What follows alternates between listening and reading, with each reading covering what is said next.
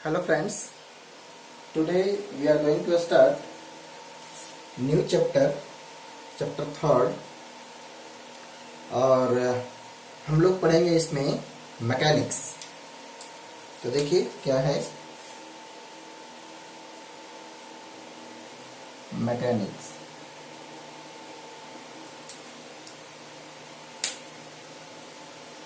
Mechanics physics का बहुत ही important branch है जहाँ पे हम लोग पढ़ते हैं स्टडी ऑफ मोशन। क्या ही हम लोग यहाँ पढ़ते हैं study of motion of object.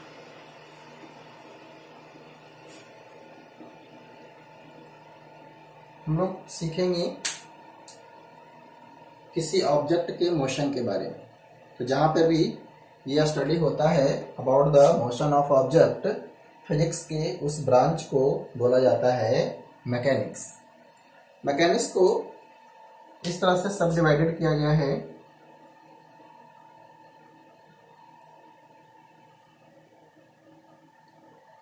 Kinematics,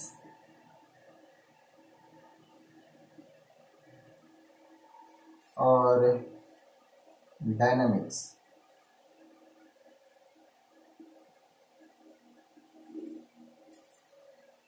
देखिए मैकेनिक्स में हम लोग पढ़ेंगे about the motion of object, but इसे सब डिवाइड इस तरह से किया गया है दो पार्ट में, काइनेमेटिक्स और डायनामिक्स। तो काइनेमेटिक्स में क्या पढ़ते हैं वो देखिए, यहां पर हम लोग study of motion without taking into account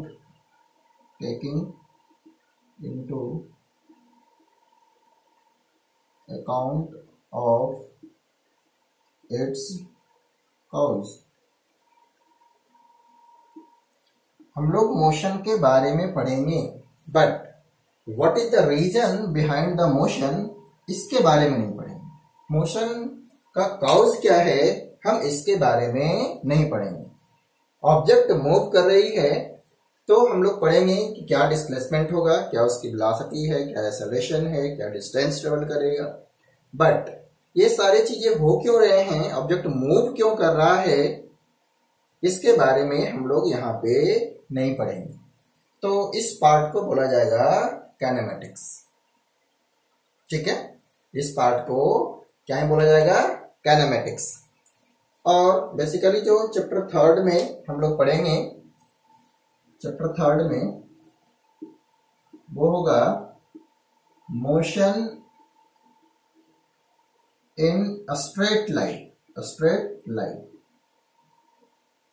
और इसको ऐसा भी बोलते हैं one dimensional motion. Motion in straight line को हम वन डायमेंशनल मोशन भी बोलेंगे। और इसके बाद का जो चैप्टर है इसमें पढ़ेंगे मोशन इन अ प्लेन, और इसे टू डायमेंशनल मोशन भी बोलते हैं। वन डायमेंशनल मोशन का मीनिंग है जैसे मैं ले लूं कि रेलवे ट्रैक, तो जो रेलवे ट्रैक पे ट्रेन चलती है वो लेफ्ट राइट बिल्कुल शार्प टर्न नहीं लेती, ऑलमोस्ट वो स्ट्रेट ही होती है। तो ऐसे वाले मोशन को बोलेंगे, हम बोल सकते हैं कि जो ट्रेन का मोशन है वो क्या है, almost one dimensional motion.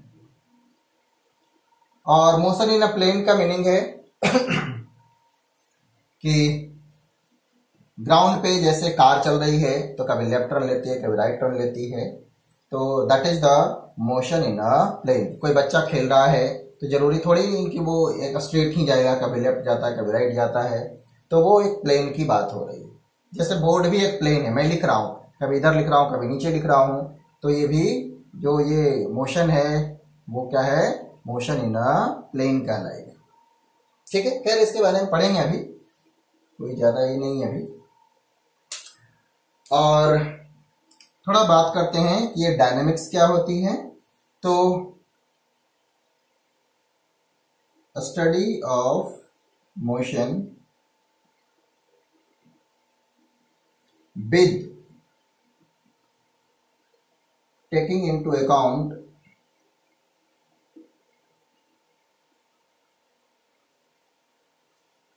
of its cause। Motion हो क्यों रहा है, हमें इसका काउज भी पता करना होता है। तो इस पार्ट को बोला जाता है डायनेमिक्स। कोई ऑब्जेक्ट क्यों ही मूव करता है, जब उस पर फोर्स लगता है। तो हम लोग इसमें सीखेंगे फोर्स के बारे में भी, यानी कि उसका काउज जानेंगे कि क्यों मोशन हो रहा है। तो फिजिक्स के उस ब्रांच को, जो ऐसा बोले कि मैकेनिक्स का जो सब डिवाइड होगा, वो पार्ट क्या कहलाएगा, डायनेमिक्स। यहाँ हम लोग मोशन ऑफ ऑब्जेक्ट तो पढ़ेंगे ही पढ़ेंगे, बट साथ साथ ये भी जानेंगे कि ये मोशन हो क्यों रहा है, इसका बेसिक काउज क्या है। ठीक है, और ये हम लोग सीखेंगे चैप्टर 5 में। और यहाँ है हमारा लॉज ऑफ मोशन, यहां सीखेंगे। ठीक है, तो इस तरह से हम एक एक करके सारी चीजें सीखेंगे। आइए, तो सबसे पहले हम लोग अब डिस्कस करते हैं। बात आ रही है मोशन की, तो जानते हैं कि कोई ऑब्जेक्ट मोशन में कब है कब नहीं है, कैसे इसे डिफाइन करें। तो अब सीखते हैं कि मोशन क्या होता है। इसे मैं रफ कर रहा हूं।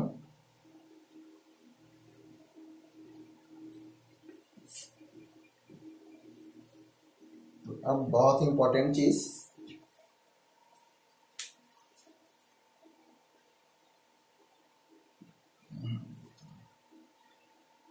रेस्ट और मोशन।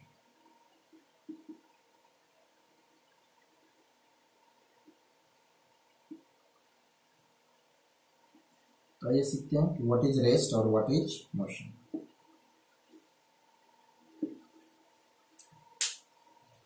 देखिए, रेस्ट का क्या मीनिंग होता है। If position of object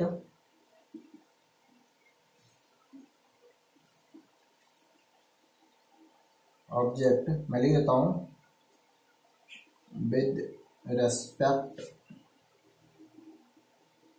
to an observer,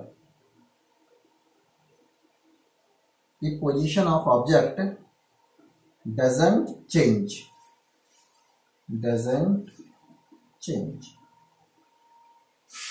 with time।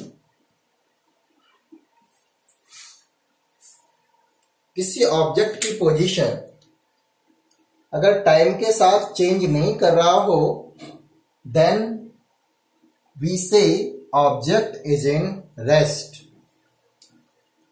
ठीक है, और इसी तरीका से मैं पहले लिख लेता हूं, दोनों को डिफाइन कर लेता हूं, फिर एक्सप्लेन करूंगा। इसी तरीका से मोशन का डेफिनेशन हो जाता है, इफ पोजीशन ऑफ ऑब्जेक्ट, मैं शॉर्ट में लिख रहा हूं, with respect to an observer is changing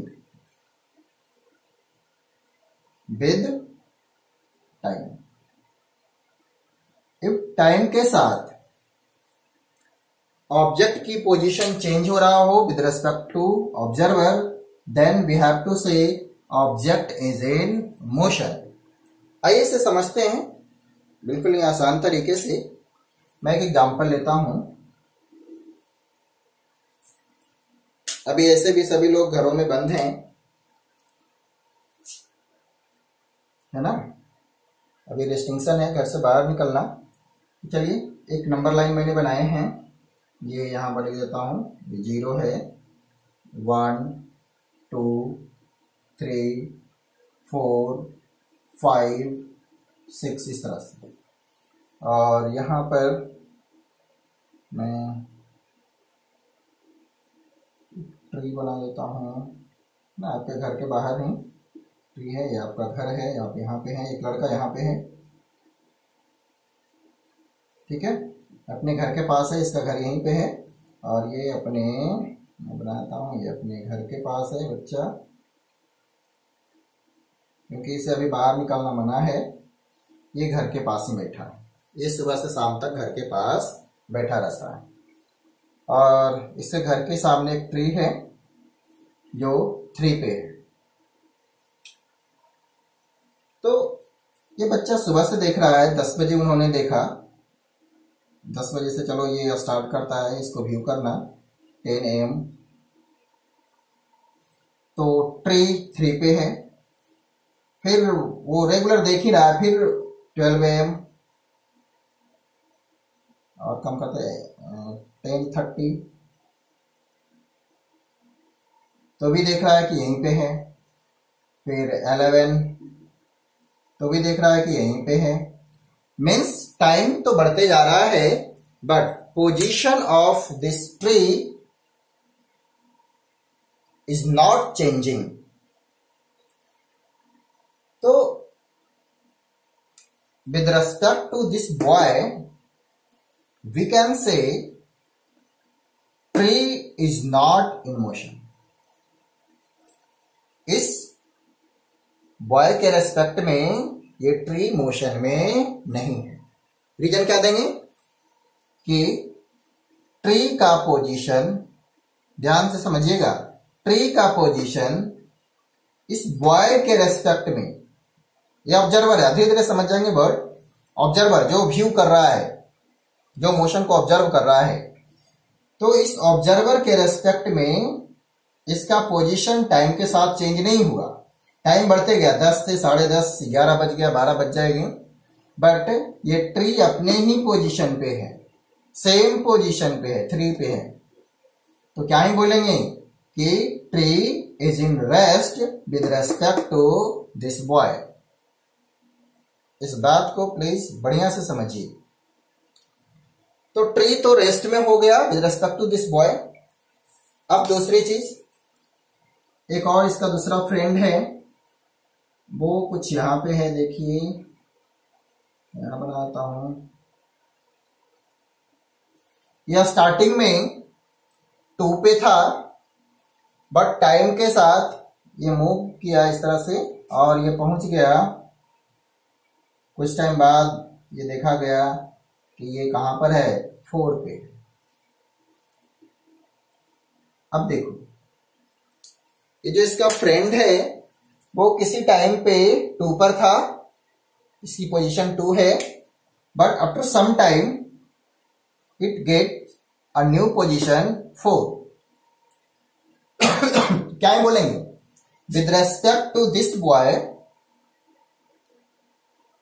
ये जो सेकेंड बॉय है जिसका फ्रेंड है, उसकी पोजीशन टाइम के साथ चेंज कर रही है। 2 पे था, 4 पे पहुंच गया। तो अगर पोजीशन टाइम के साथ चेंज कर रही है तो हम क्या ही बोलेंगे कि ये जो सेकेंड वाला बॉय है is in motion with respect to this boy. समझ आ रही है, ये मोशन में है with respect to this boy, but tree is in rest, या बोल सकते हैं not in motion with respect to this boy. आप समझ रहे होंगे। मीन्स रेस्ट और मोशन को हम इस तरह से डिफाइन कर रहे हैं कि किसी ऑब्जर्वर के रेस्पेक्ट में अगर पोजीशन चेंज हो रहा हो तो बोलेंगे कि with respect to that observer given object is in motion, और अगर चेंज नहीं हो रहा हो तो बोलेंगे नॉट इन मोशन, या बोल सकते हैं इन रेस्ट। एक और एग्जांपल लेते हैं, आपको इतना भी घबराने की जरूरत नहीं है, तरीके से समझेंगे। इसे मैं रफ कर देता हूं, यहीं पे एक और एग्जांपल लेता हूं। लेकिन हाँ, हमें इस बेसिक कॉन्सेप्ट को समझना है देखिए मैं इस तरह से एक बस है,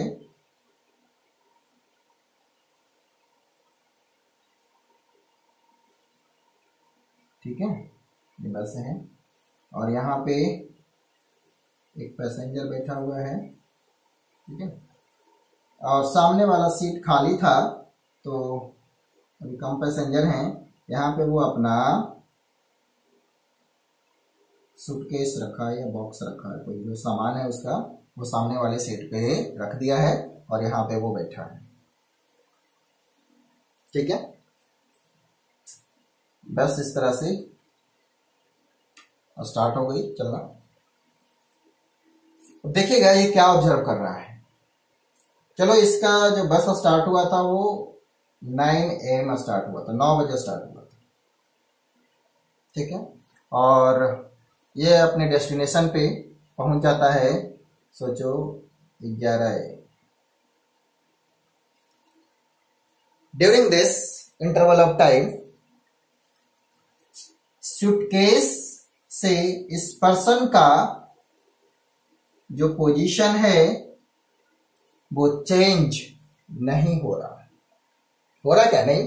9 बजे जो इसके बीच में सेपरेशन है, जो इस सूटकेस की पोजीशन है विद रेस्पेक्ट टू दिस गाय,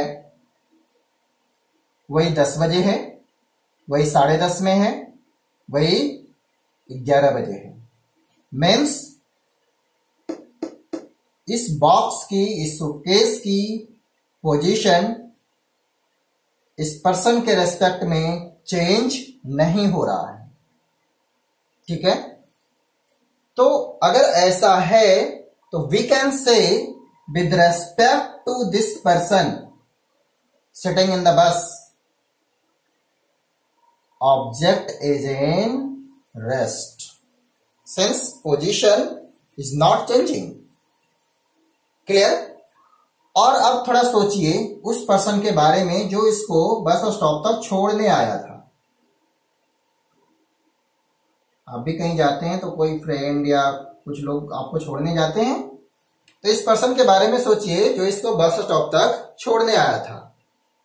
जैसे ही बस स्टॉप हुई इन्होंने बाय बोले और बस तो चलने लगी। ये यहीं पे अभी खड़ा है, ये भी सूटकेस को देख रहा है।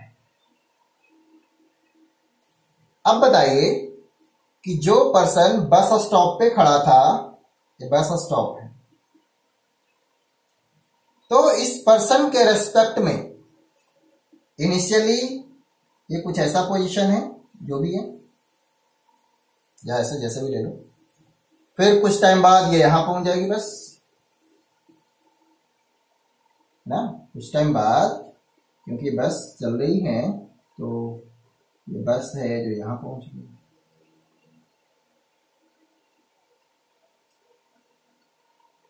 ठीक है। तो अब और ये बढ़ गया, तो जो बस स्टॉप पे इसे छोड़ने आए थे इसके रेस्पेक्ट में इस बॉक्स की पोजीशन चेंज हो रही है। तो क्या ही बोलेंगे? With respect to this guy जो इसको बस स्टॉप पे छोड़ने आया था, दिस सूटकेस या this box is in motion, but with respect to this person it is in rest. अब आपको डिफरेंस समझ आ रहा होगा कि रेस्ट क्या होगा और मोशन क्या होगा। मीन्स एक ही ऑब्जेक्ट को रेस्ट में भी बोला जा सकता है और मोशन में भी बोला जा सकता है। ये डिपेंड करेगा कि ऑब्जर्वर कौन है। ये इंपॉर्टेंट पॉइंट है, प्लीज समझें। देखिए मैं इसी बॉक्स के बारे में सोच रहा था, अगर इस बॉक्स के बारे में जो पर्सन इसके सामने बैठा है उससे पूछा जाए तो इसका आंसर क्या होगा? Box is in rest. Logic क्या देगा कि position of box is not changing with time. But same question अगर इस पर्सन से पूछा जाए जो बस स्टॉप तक इसे छोड़ने आया था, तो इसका आंसर क्या होगा? इसका आंसर होगा this box is in motion.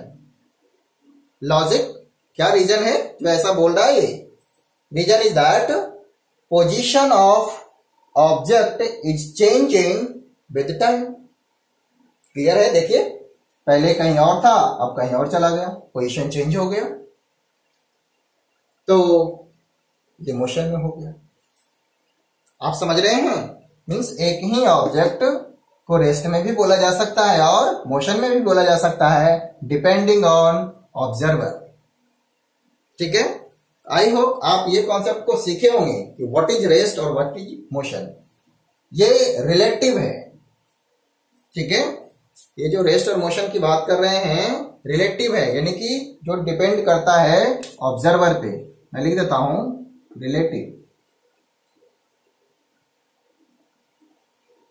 Motion is, जो रेस्ट और मोशन की बात कर रहे हैं, rest and motion is the relative term. Rest and motion is the relative term. Relative term, ये हमें ध्यान देना है, ये रिलेटिव टर्म है। मीन्स कोई ऑब्जेक्ट रेस्ट में भी हो सकता है और मोशन में भी हो सकता है, डिपेंड करेगा कि ऑब्जर्वर कौन है। रिलेटिव का यहां मतलब होगा डिपेंड्स ऑन ऑब्जर्वर। जो ऑब्जर्वर पे डिपेंड करेगा हम क्या बोलेंगे कि वो रिलेटिव है। ठीक है? तो आई होप आपको ये क्लियर हुआ होगा। अगर एक बार में नहीं समझ आती है आप फिर से इसे सुनना। ठीक है? तो आइए अब इसे और आसान बनाने के लिए इससे रिलेटेड कुछ टर्म है जिसे समझना है। ठीक है? तब ये जो मैकेनिक्स का पार्ट है वो बहुत ही आसान हो जाएगा हमारे लिए। तो आइए अब एक एक करके हम उन सारी चीजों को समझते हैं। ठीक है? इसे मैं रफ कर देता हूं।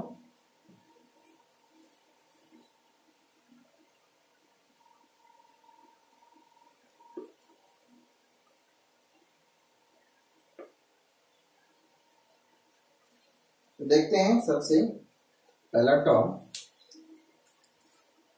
मैं फ्रिक्वेंटली यूज कर रहा था एक वर्ड पोजीशन, फिर डिस्कस करेंगे डिस्टेंस, डिस्प्लेसमेंट,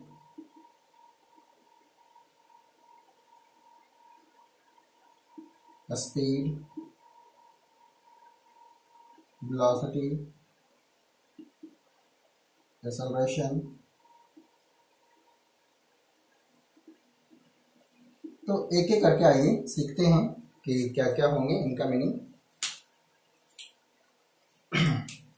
तो ये फ्रिक्वेंटली यूज होने वाला वर्ड है पोजीशन। तो आपको जैसे मैंने एग्जांपल में बता रहे थे कि नंबर लाइन है और 0 1 2 3 4 इस तरह से अगर कोई ऑब्जेक्ट 2 से 4 पे चला जाता है, 2 अलग पोजीशन है 4 अलग पोजीशन है, तो क्या बोलेंगे? पोजीशन चेंज हो रहा है। या ऐसा बोले स्टार्टिंग 7 बजे आप अपने घर पे थे, फिर स्कूल चले गए, तो आपका पोजीशन चेंज हो गया, घर से स्कूल। घर अलग पोजीशन है और स्कूल अलग पोजीशन है। यहाँ पे कुछ और तरीके से, थोड़ा सा, कुछ ज्यादा बड़ी बात नहीं है।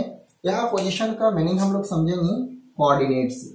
अगर किसी ऑब्जेक्ट का कोऑर्डिनेट तो समझ रहे हैं ना आपने, जो थोड़ा सा 10th में पढ़े थे, एक्स एक्सिस पे 1 2 3 4, वाई एक्सिस पे 1 2 3 4, जेड एक्सिस पे इस तरह से। तो पोजीशन का मतलब कोऑर्डिनेट, नहीं समझेंगे? Coordinate of object. पोजीशन का मतलब कोऑर्डिनेट ऑफ ऑब्जेक्ट। अगर ये एक्स एक्सिस है, ठीक है, 0 है, 1 2 3 4 5 जो भी हो, इधर हो जाएगा माइनस में 1 माइनस में 2। ठीक है? तो अगर किसी ऑब्जेक्ट का कोऑर्डिनेट चेंज हो रहा हो, समझिएगा, कोऑर्डिनेट मीन्स अभी वो 1 पे था अब 4 पे चला गया, 5 पे चला गया, तो क्या ही बोलेंगे कि उसकी पोजीशन चेंज हो रही है। तो यहां कोऑर्डिनेट से मीनिंग होगा पोजीशन का। ठीक है, तो ये आएंगे काफी बार, इसलिए मैं इसको थोड़ा डिस्कस कर लिया कि कंफ्यूजन नहीं हो। पोजीशन का मतलब कोऑर्डिनेट। ठीक है, अब है डिस्टेंस। तो आइए समझते हैं कि डिस्टेंस क्या होगा। जैसे मैं एग्जांपल लेता हूं कि एक सर्कुलर पाथ है, चलो कुछ सर्कुलर बन ही गया है। ये सर्कुलर पाथ है, शायद आपको दिख रहा है या नहीं दिख रहा है, थोड़ा सा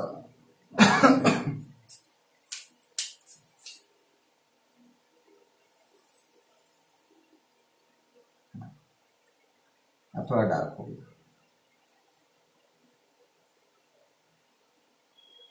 तो समझते हैं इस वर्ड को। एक सर्कुलर पाथ है जिसका रेडियस है आर रेडियस का एक सर्कुलर पाथ है। ओ इसका सेंटर है। ए से ए बी, ये डायमेट्रिकली अपोजिट पॉइंट है, डायमेट्रिकली अपोजिट पॉइंट है। तो ए से कोई पार्टिकल मूव करना स्टार्ट करता है सर्कुलर पाथ पर और ये पहुंच जाता है बी पर। देखो इनिशियल पोजीशन है ए और फाइनल पोजीशन है बी। तो जो एक्चुअल में ये पाथ ट्रेवल किया है, कितना पाथ ट्रेवल किया है, मुझसे पूछा जाए कि अगर ऑब्जेक्ट ए से बी पे पहुंच जाता है, फॉलो दिस सर्कुलर पाथ, तो व्हाट इज द डिस्टेंस? तो आपका आंसर होगा इस एक्चुअल पाथ का लेंथ, एक्चुअल पाथ का लेंथ। ठीक है, क्या होगा यहां पर एक्चुअल पाथ लेंथ? तो आंसर हो जाएगा जो डिस्टेंस ट्रेवल किया है, जो लेंथ ट्रेवल किया है, वो हो जाएगा, बताइए आप, 2 पाई आर। ये होता है सरकमफ्रेंस और उसका हाफ ये ट्रेवल किया है, डिवाइड बाय 2 मीन्स कितना, पाई आर। तो पाई आर इज द डिस्टेंस। तो यहां डिस्टेंस का मीनिंग हो गया कि actual path travel by object. Object ने जो एक्चुअल पाथ ट्रेवल किया है, इस पाथ लेंथ को ही डिस्टेंस बोला जाएगा। ठीक है, अब इसी में दूसरा चीज सीख लेते हैं, डिस्प्लेसमेंट। डिस्प्लेसमेंट होता है शॉर्टेस्ट पाथ, शॉर्टेस्ट पाथ, या बोलें कि इनिशियल से फाइनल पोजीशन को ज्वाइन कर दें, तो ये जो शॉर्टेस्ट पाथ बनेगा that is called displacement. Shortest path कैसे निकालते हैं 2 पॉइंट के बीच में? तो स्ट्रेट लाइन। मैथ्स में सीखेंगे आप, इनके बीच में हमें शॉर्टेस्ट पाथ चाहिए तो क्या बनाएंगे? स्ट्रेट लाइन बनाएंगे, यही शॉर्टेस्ट पाथ होता है। तो इनिशियल में जहां ऑब्जेक्ट था, फाइनल जहां पहुंचा, स्ट्रेट लाइन बना दो, स्ट्रेट लाइन से उसको ज्वाइन कर दो, तो ये जो ए बी आएगा, A B is the displacement. जो शॉर्टेस्ट पाथ है ए बी, यानी कि इसका डायमीटर क्या होगा? डिस्प्लेसमेंट होगा। तो कितना हो जाएगा? 2 इंटू आर। तो डिस्टेंस हो गया पाई आर और डिस्प्लेसमेंट हो गया 2r। ठीक है, ऐसा बोल सकते हैं कि जो डिस्प्लेसमेंट होगा वो डिस्टेंस के मतलब बाय मैग्नीट्यूड कभी कभी बराबर भी हो सकता है और मैक्सिमम केसेस में कम होंगे। ठीक है, क्योंकि ये शॉर्टेस्ट पाथ होता है डिस्प्लेसमेंट और डिस्टेंस एक्चुअल पाथ होता है, तो इस चीज को थोड़ा सा समझना है। बाय मैग्नीट्यूड देखें तो जो डिस्टेंस होगा वो ग्रेटर देन इक्वल टू हो सकता है डिस्प्लेसमेंट। इक्वल टू कब होगा? जब ऑब्जेक्ट भी ए से बी की तरफ ही मूव किया हो, तो डिस्टेंस और डिस्प्लेसमेंट दोनों बराबर हो जाएंगे। ठीक है, बट कॉन्सेप्ट ये डेवलप हुआ कि जो शॉर्टेस्ट पाथ होगा दैट इज कॉल्ड डिस्प्लेसमेंट और जो एक्चुअल पाथ होगा दैट इज कॉल्ड डिस्टेंस। चलिए और भी कुछ चीजें हैं जैसे स्पीड। तो स्पीड को हम डिफाइन करते हैं distance upon time taken. Time taken, जो भी डिस्टेंस कवर किया गया उसमें कितना टाइम लगा, तो उससे जब डिवाइड करेंगे तो ये कहलाएगा स्पीड, और यहां बोला जाता है एवरेज स्पीड। ठीक है ना, total distance upon total time taken is called average speed. और भी देखिए वेलोसिटी, इन दोनों में थोड़ा सा फर्क है। स्पीड तो डिस्टेंस अपॉन टाइम, और वेलोसिटी आएगा तो बोलेंगे displacement upon time. Displacement upon time, ठीक है, डिस्प्लेसमेंट अपॉन टाइम। एक और चीज मैं आपको थोड़ा रिमाइंड कराता हूं। डिस्प्लेसमेंट को हम ऐसा भी लिखते हैं change in position. Change in position upon time,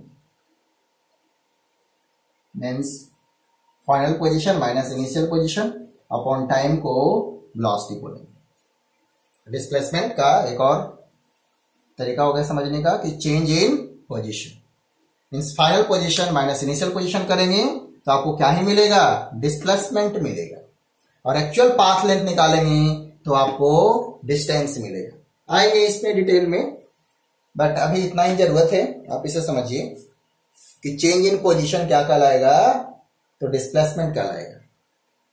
ये डिस्प्लेसमेंट पॉजिटिव भी हो सकता है और नेगेटिव भी हो सकता है, इस चीज को भी समझना है। डिस्प्लेसमेंट में भी पॉजिटिव, नेगेटिव और जीरो। प्लीज ध्यान दें, डिस्प्लेसमेंट में भी पॉजिटिव, नेगेटिव एंड जीरो। मैं लिख देता हूं, डिस्प्लेसमेंट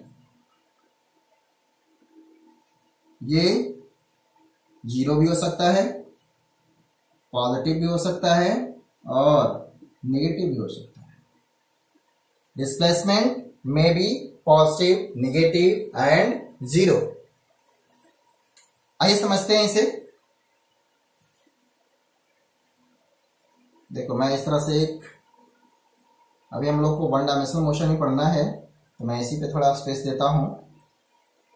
ये ओरिजिन 0 1 2 3 -1 -2 इस तरह से पढ़ के यहां से स्टार्ट करता है 1 से, और ये ट्रेवल करके जाता है 3 पर और वापिस आ जाता है 1 पर। तो देखो अब मैं इसके बारे में थोड़ा लिख रहा हूं। एक्स इनिशियल कहां था, 1, ये इसको बोलेंगे इनिशियल पोजीशन। क्या है ये, इनिशियल पोजीशन। मैं क्वेश्चन आंसर साथ साथ करा रहा हूं, समझिएगा। ऑब्जेक्ट का स्टार्ट किया कहां से, 1 से, राइट जाने के लिए, और फिर वहां से वापिस आ गया 1 पर। तो इनिशियल पोजीशन क्या हुआ, 1। फाइनल पोजीशन ये क्या है, 1 फाइनल पोजीशन। तो डिस्प्लेसमेंट क्या होगा, डिस्प्लेसमेंट एनसीईआरटी का इस पे बेस्ड क्वेश्चन है, आपको समझ आ जाएगा। ये होता है final position minus initial position. अब बताइए इसके बेसिस पे क्या आंसर होना चाहिए, 1 - 1, योर आंसर इज 0। मीन्स अगर ऑब्जेक्ट जिस पॉइंट से स्टार्ट किया वापस वहीं पे आ जाता है तो डिस्प्लेसमेंट क्या होगा, 0। बट डिस्टेंस 0 नहीं होगा, डिस्टेंस 0 नहीं होगा। क्यों नहीं होगा, क्योंकि एक्चुअल में क्या वो 0 पाथ लेंथ कवर किया है, तो आंसर है नहीं। वो तो पहले 1 से 3 तक 2 यूनिट, फिर से 2 यूनिट 4 यूनिट, यानी मीटर में है तो 4 मीटर। तो यहां पे डिस्टेंस 0 नहीं होगा बट डिस्प्लेसमेंट 0 हो जाएगा। क्लियर। अब मैं थोड़ा इसी में लिख रहा हूं, मेरे पास जगह थोड़ा कम है बट आप समझ लेंगे कि 1 से स्टार्ट किया, गया कहां 3 और वापिस आ गया 2 पर। 1 से स्टार्ट किया, गया कहां 3 और यानी इनिशियल कहां था 1 और फाइनल जो है वो 2 है। बीच में क्या हुआ डजेंट मैटर, फाइनल कहां पहुंचा ये हमें ध्यान देना है। तो इनिशियल क्या हो गया 1, तो मैं थोड़ा इसके बारे में सोच लेता हूं, इसको रफ कर देते हैं। अब समझिए अब ये इसके बारे में पहले कहां पे था, आप वर्ड समझिएगा 1 पे था, तो x इनिशियल क्या होगा 1, गया ये 3 तक, वापिस आ गया 2 पर, x फाइनल कितना हो गया 2, डिस्प्लेसमेंट फाइनल माइनस इनिशियल क्या लिखेंगे 2 माइनस 1 यानी कि 1, यानी ये पॉजिटिव आया, पॉजिटिव में कितना 1, जो भी मीटर है तो मीटर, जो भी है ये हो गया डिस्प्लेसमेंट।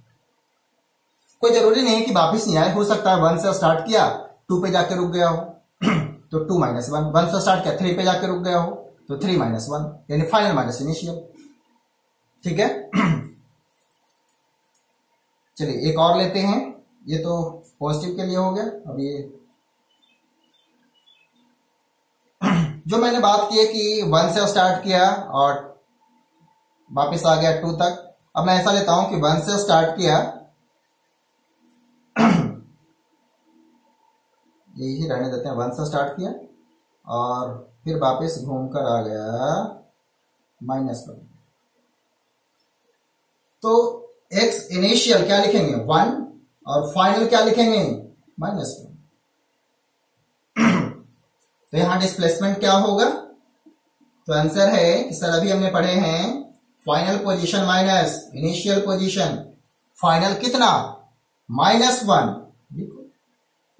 इनिशियल कितना 1, तो कितना हो जाएगा -2 मीटर, तो मीटर यहां माइनस सेंस बता रहा है और ये डिस्प्लेसमेंट क्या ही हो गया -2। तो आपको समझ आ गया होगा कि डिस्प्लेसमेंट 0 भी हो सकता है, पॉजिटिव भी हो सकता है और नेगेटिव भी हो सकता है। कैसे होगा हमने आपको बता दी। डिस्प्लेसमेंट जब भी निकालना हो क्या करो, final position minus initial position, और पोजीशन से यहां मीनिंग समझना है कोऑर्डिनेट से। ठीक है, तो और इसी केस में ये थर्ड जो केस लिया मुझसे डिस्टेंस पूछा जाता तो आंसर क्या होता, 1 से पहले कहां तक जाता है, चलो 1 से कहीं भी जाए, चलो मैंने इस तरह से अगर पाथ बनाया कि 1 से जाता है 3 तक और 3 से आता है -1 पे, तो यहां से 1 से 3 यूनिट और फिर 1 से -1 2 यूनिट, तो 5 डिस्टेंस हो जाएगा 5, but displacement -2। Distance always positive, और अगर जो पार्टिकल मूव किया है तो नेवर 0। ठीक है, डिस्प्लेसमेंट में भी पॉजिटिव नेगेटिव और 0। ठीक है,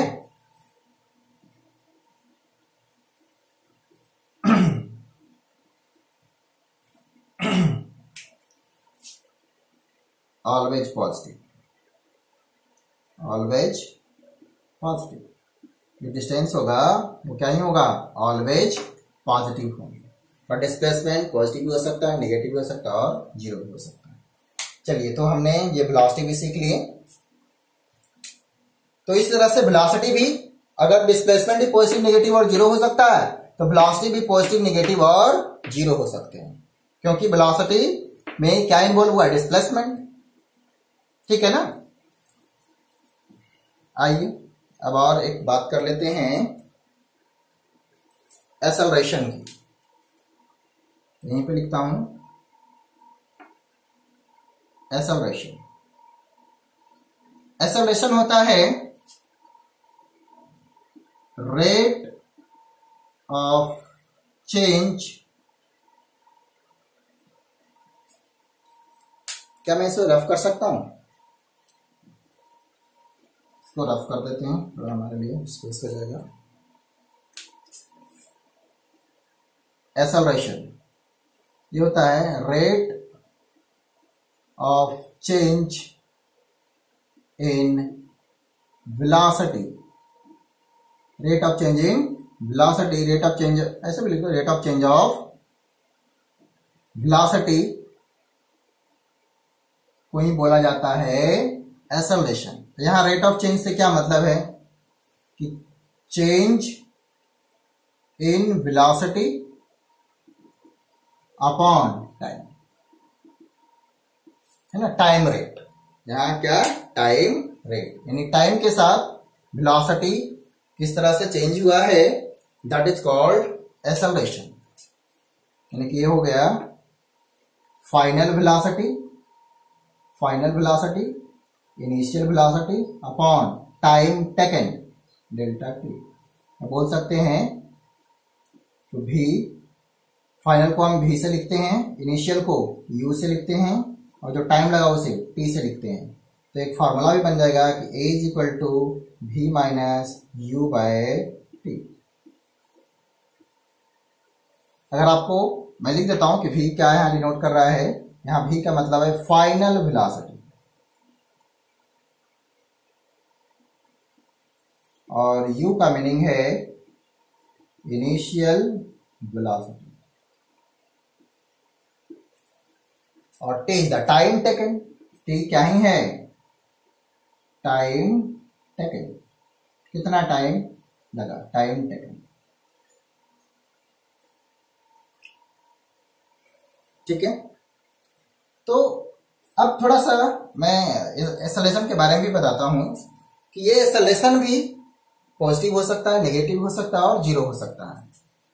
मैंने लिख दिए कि एक्सेलरेशन हो गया v minus u by t, और ये भी क्या क्या हो सकते हैं, it may be zero, it may be positive और it may be negative.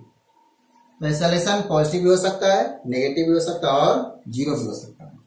Zero कब होगा, if v is equal to u, constant speed से जा रहा है, कांस्टेंट वेलोसिटी से जा रहा है, वेलोसिटी चेंज ही नहीं हो रहा, तो क्या ही बोलेंगे कि बताओ तो रेट ऑफ चेंज क्या होगा, जीरो। चेंज ही नहीं हुआ तो change zero upon time zero, तो रेट ऑफ चेंज जीरो हो गया, इसका मतलब एक्सेलरेशन जीरो हो गया। मीन्स कोई कार बिल्कुल यूनिफॉर्म वेलोसिटी से जा रही है, स्ट्रेट लाइन, इसका मतलब है कि उसमें एक्सेलरेशन जीरो है। ठीक है, एक्सेलरेट का मतलब है कि वेलोसिटी में चेंज, एक्सेलरेशन का मतलब वेलोसिटी में चेंज। तो ये पॉजिटिव भी हो सकता है और नेगेटिव भी हो सकता है और जीरो भी हो सकता है। देखो पॉजिटिव कब होगा, इफ v यानी फाइनल जो हो वो ग्रेटर देन इनिशियल हो। ऐसा भी वर्ड जो है एक्सेलरेट से बना है, और मैं आपको ये सिखा दूं कि आप ये वर्ड सीखें, एक्सेलरेटर बाइक में या फोर व्हीलर में जब एक्सेलरेटर पे हम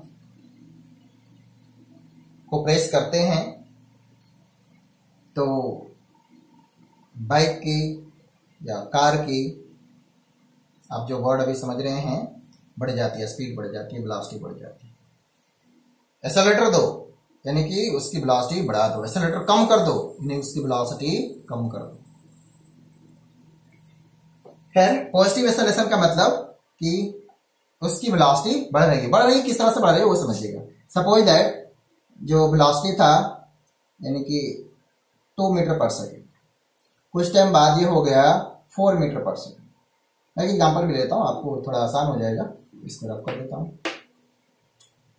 तो क्या मीनिंग हुआ, एक्सेलरेशन कितना होगा, तो चेंज इन वेलोसिटी, चेंज हुआ कितना, तो 4 हो गया, फाइनली कितना हो गया 4, इनिशियल कितना था 2, 4 माइनस 2 और कितने टाइम में ऐसा हुआ ये हमें नोट करना पड़ेगा। चलो मैंने टाइम दिया कि ऐसा होने में इसे 10 सेकेंड लगेगी, कोई बात नहीं, तो डिवाइड बाय 10 कितना हो जाएगा 0.2 metre per second square. Unit क्या होगी metre per second square. I hope आपको यूनिट क्लियर होगा। सलेशन की जो यूनिट होगी मीटर पर सेकेंड स्क्वायर, ठीक है। वेलोसिटी की यूनिट होगी metre per second, speed metre per second, distance metre, displacement metre, इन सब की यूनिट भी ध्यान रखना है। और ये आसान है, अपने यूनिट एंड मेजरमेंट में सीखे हैं, ये टफ नहीं है। तो इसको बोलेंगे पॉजिटिव एक्सेलरेशन। नेगेटिव कब होगा जब आप ब्रेक लगाते हैं। जब आप ब्रेक लगाते हैं तो क्या ही होती है, इनिशियल जो स्पीड है, सोचो यानी कि मैं लिख देता हूं इफ जो v हो वो लेस देन u हो जाए। फाइनली किसी स्पीड से गाड़ी चल रही है, उसकी अपनी एक वेलोसिटी है, जब ब्रेक लगाते हैं तो धीरे धीरे उसकी वेलोसिटी कम होते होते रुक जाती है। तो उस वक्त हम वर्ड यूज करेंगे कि गाड़ी का जो एक्सेलरेशन है वो नेगेटिव है।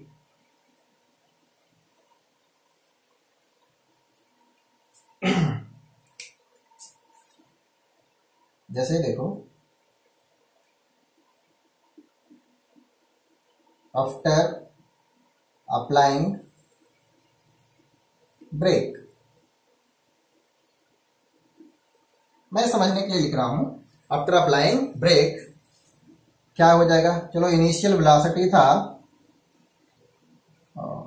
20 मीटर पर सेकेंड और फाइनल वेलोसिटी इस बार हो गया 0, और ऐसा होने में टाइम लग गया 20 सेकेंड। 20 सेकेंड लग गया।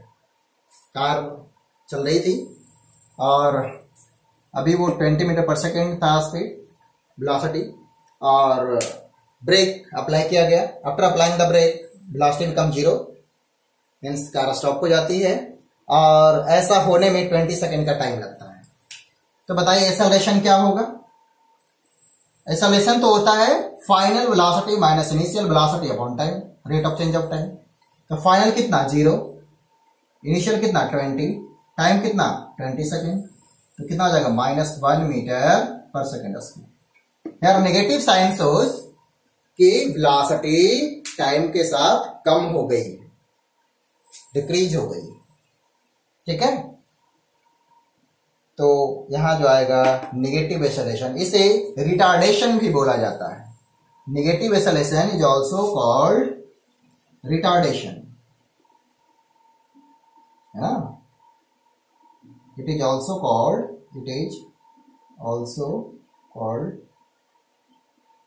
रिटार्डेशन। और इसको डीसेलरेशन भी बोलेंगे, डीसेलरेशन। तो डिसेलरेशन भी बोलते हैं और रिटार्डेशन भी बोलते हैं, नेगेटिव एक्सेलरेशन, ठीक है। पॉजिटिव एक्सेलरेशन आप समझ ही गए कि वेलोसिटी का बढ़ना पॉजिटिव एक्सेलरेशन, वेलोसिटी का कम होना नेगेटिव एक्सेलरेशन, और वेलोसिटी में कोई चेंज नहीं होना 0 एक्सेलरेशन कहलाएगा। यूनिट क्या होगी, तो यूनिट होगा, मैं लिख देता हूं यहां पे, metre per second square unit. ये क्या है, इसका यूनिट होगा। अब देखिए एक और चीज अभी मैं आपके साथ डिस्कस करता हूं।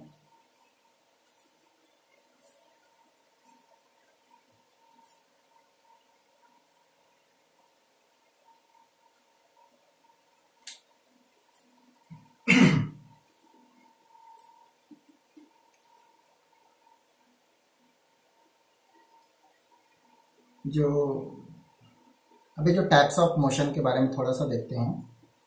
टाइप्स ऑफ मोशन, तो ये कुछ ऐसा होंगे।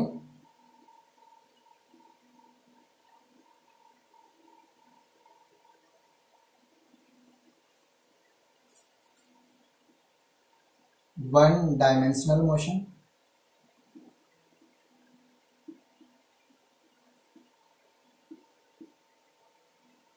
और इसको बोलेंगे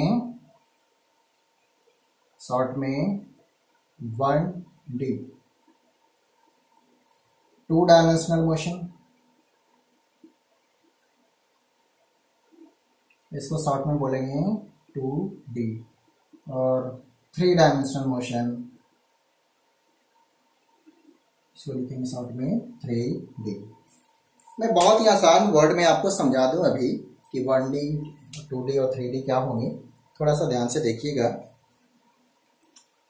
एक एक करके आते हैं।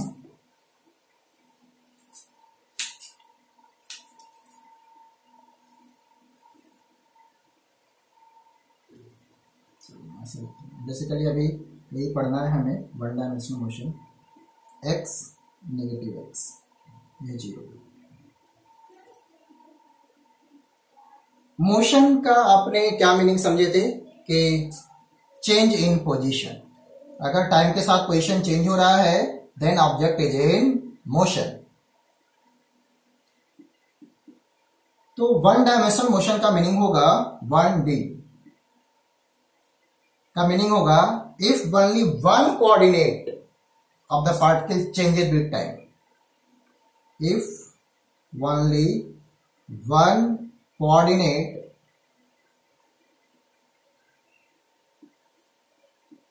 of the particle changing is changing with time, अगर टाइम के साथ सिर्फ और सिर्फ एक ही कोऑर्डिनेट चेंज हो रहा हो, that is called one dimensional motion. जैसे मैं बोले थे कि ट्रेन रेलवे ट्रैक पे जब चल रही है तो ऑलमोस्ट सिर्फ एक ही डायमेंशन चेंज हो रहा है, वो ऑलमोस्ट स्ट्रेट ही चलती है, तो वो क्या ही हो गया, वन डायमेंशनल मोशन। अब यहीं पे आते हैं 2D की बात कर लेते हैं। 2D का मतलब motion in a plane, x coordinate, y coordinate, negative y, negative x, ठीक है। चलो कोई पार्टिकल इस तरह से एक बोर्ड का प्लेन है, इसमें अभी यहां पर है, इसका कोऑर्डिनेट है 1 1, कुछ टाइम बाद ये मूव करके यहां चला गया, कोऑर्डिनेट हो गया 3, तो जरूरी नहीं कि दोनों सेम ही हो, 3 4 मैं लिखता हूं।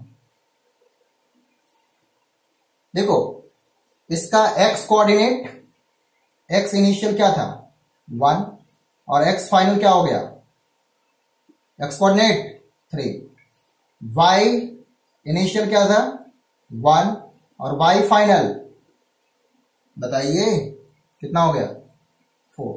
तो इसका दोनों कोऑर्डिनेट टाइम के साथ चेंज किया, तो हम क्या ही बोलेंगे, अगर जो पार्टिकल इस तरह से A से B पॉइंट पे जाता है कि उसका दो कोऑर्डिनेट, सिर्फ दो कोऑर्डिनेट टाइम के साथ चेंज हो रहे हैं, that is called two dimensional motion. इसे वर्ड में आप लिख लेना। और यह वन डायमेंशन का यही मीनिंग था, सोचो कि 0 से स्टार्ट किया और 3 पे पहुंच गया, तो x इनिशियल 0, फाइनल 3, ठीक है। यानी कि ऐसा भी लिख सकते हैं, इसमें y इनिशियल क्या 0 और y फाइनल 0, यानी कि कितना कोऑर्डिनेट चेंज हुआ, एक ही कोऑर्डिनेट चेंज हुआ, सिर्फ एक चेंज हुआ, one coordinate changes, y remains constant. तो ये वन डायमेंशनल मोशन, यहां दो कोऑर्डिनेट चेंज हो रहा है, कॉल्ड टू डायमेंशनल मोशन, ठीक है। ये क्या हो गया 2D, या बोले मोशन इन अ प्लेन, ठीक है। अब इसी तरीका से आप समझ गए होंगे कि थ्री डायमेंशनल मोशन क्या होगा, मींस तीनों कोऑर्डिनेट अगर टाइम के साथ चेंज हो रहा हो, that is called three dimensional motion. मैं लिख देता हूं इसे भी, इसे रफ कर दूं। आप समझ रहे हैं कि वन डायमेंशनल क्या होगा, टू डायमेंशनल क्या होगा। अब आते हैं थ्री डायमेंशन।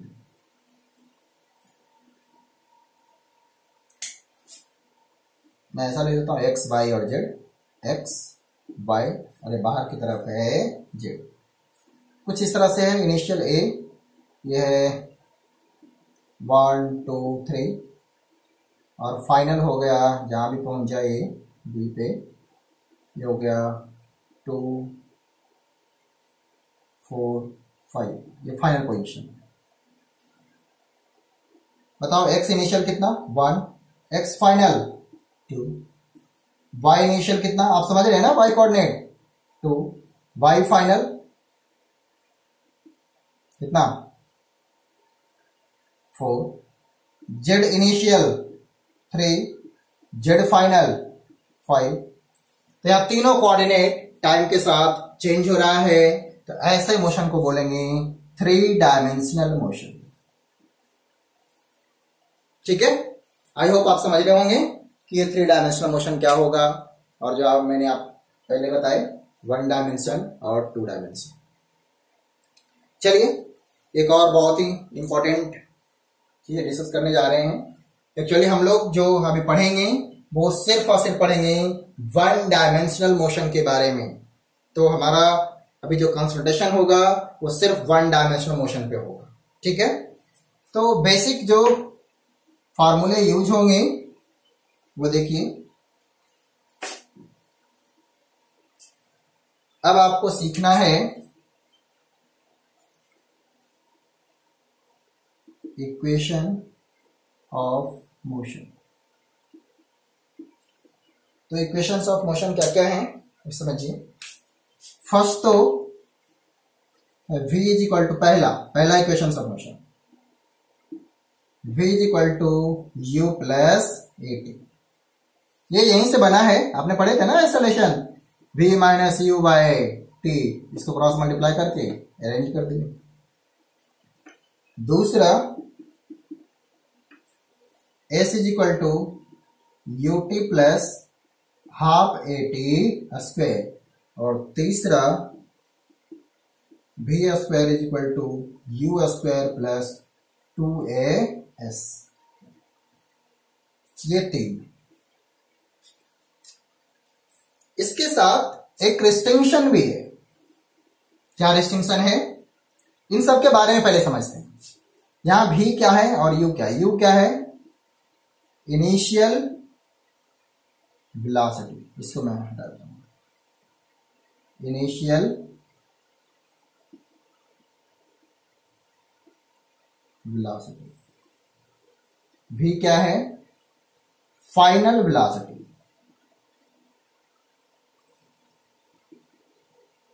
और t क्या है, टाइम टेकन। s क्या है, s is the displacement not distance, displacement. साथ साथ जो बहुत ही इंपॉर्टेंट है वो है acceleration. It is constant acceleration, constant acceleration. इस चीज को समझना है, ये क्या है, कांस्टेंट एक्सेलरेशन। हाँ, ये जो अभी 3 फार्मूले लिखे हैं ये वैलिड तभी होंगे जब एक्सेलरेशन कांस्टेंट हो। प्लीज ध्यान से समझेंगे, जो आपने 9th क्लास में पढ़े थे ऐसा। ये सारे फार्मूले में ए कांस्टेंट है, और कांस्टेंट ए का मतलब आप समझिए, कांस्टेंट ए का मतलब समझिए, आपके माइंड में ये वर्ड समझ आ जाना चाहिए कि कांस्टेंट एक्सेलरेशन के क्या मतलब है। सोचो,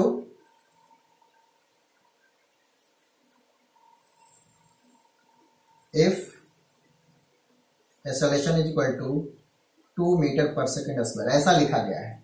इसका मीनिंग ये है कि ये एक्सेलरेशन टाइम के साथ चेंज नहीं होगा। मींस ईच सेकेंड जो वेलोसिटी है वो 2 मीटर पर सेकेंड से बढ़ रही है, तो हम बोलेंगे कि constant acceleration. Means first second में जो वेलोसिटी बढ़ा, फर्स्ट सेकेंड कितना 2 मीटर पर सेकेंड से बढ़ गया, दूसरे सेकेंड में भी कितना ही बढ़ा, 2 मीटर पर सेकेंड से बढ़ गया, तीसरे सेकेंड में भी कितना ही बढ़ा, थर्ड सेकेंड में कितना बढ़ा 2 मीटर पर सेकेंड से बढ़ा। मीन्स इसे इंक्रीज होने का जो रेट है वो सेम हो तो उसे बोलेंगे कांस्टेंट एक्सेलरेशन। ऐसा नहीं कि पहले सेकंड में 2 मीटर से बढ़ा था, दूसरे सेकंड में 1 ही मीटर पर सेकंड से बढ़ा इसकी वेलोसिटी, तो वो कांस्टेंट एक्सेलरेशन नहीं होगा। और अगर कांस्टेंट एक्सेलरेशन नहीं है या डिसेलरेशन नहीं है, इन दैट केस ये फार्मूले वैलिड नहीं होंगे। तो सर क्या करेंगे अगर क्वेश्चन ऐसा होगा तो उसके लिए हम लोग सीखेंगे एक नया टॉपिक, डिफरेंशिएशन और इंटीग्रेशन। हम डिफरेंशिएशन और इंटीग्रेशन की हेल्प से हम वैसे क्वेश्चन को सोल्व करेंगे। तो जो बेसिक इस पे बेस होंगे जिसमें कांस्टेंट एक्सेलरेशन होगा, वो आप 9th क्लास में जो सीखे हैं बिल्कुल वैसे ही क्वेश्चन होंगे। थोड़ा सा लेवल ऑफ डिफिकल्टी ऊपर हो सकता है, बट क्वेश्चन का पैटर्न वही होगा। ठीक है, तो 11th क्लास में हम थोड़ा सा ज्यादा सीखेंगे इसके बारे में, और ज्यादा में एक तो होगा कि जब एक्सेलरेशन वैरी करेगा तब क्वेश्चन को कैसे सोल्व करें, वो चीजें सीखेंगे। और उसके लिए हमें सीखना होगा क्या, डिफरेंशिएशन और इंटीग्रेशन। ठीक है, डिफरेंशिएशन बेसिकली ये मैथ्स का पार्ट है, तो पहले तो यही सिखाएंगे और फिर इंटीग्रेशन। ठीक है, तो आई होप आप ये समझ पाए होंगे। और अभी जो मैंने वर्ड पे स्ट्रेस दिया कि एक्सेलरेशन कांस्टेंट होगा, और कांस्टेंट का मतलब है कि जो वेलोसिटी चेंज होने का रेट हो वो कांस्टेंट हो, यानी each second 2 metre per second से चेंज हो रहा हो या 5 मीटर पर सेकेंड से चेंज हो रहा हो, बट वो चेंज होने का रेट कांस्टेंट हो, that is called constant acceleration. और एक्सेलरेशन कांस्टेंट होगा सिर्फ उसी केस में ये सारे फार्मूले अप्लाई होंगे। अगर एक्सेलरेशन कांस्टेंट नहीं है तो आपको डिफरेंशिएशन और इंटीग्रेशन का यूज करना होता है, जो हम नेक्स्ट क्लास में सीखेंगे। और इस पे मैं कुछ क्वेश्चन भी दूंगा जो आप लोग हमें सॉल्व करके दिखाएंगे। ठीक है, तो आज हम लोग ये क्लास फिनिश करते हैं।